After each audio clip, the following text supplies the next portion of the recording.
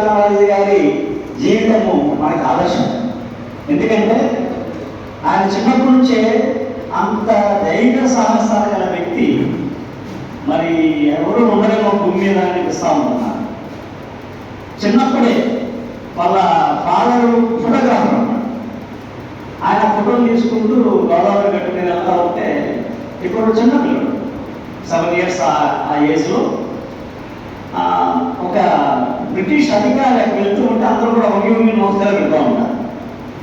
అప్పుడు ఈయన కూడా లేచి నమస్కారం పెడదామనుకుంటాడు. ఒక ఫాదర్ చెప్తారన్నమాట, బాబు అలాగే మనం నమస్కారం చేయకూడదు, ఎందుకంటే వాళ్ళు మన భారతదేశాన్ని పీడించి తింటూ ఉన్నారు, దోచుకుంటున్నారు.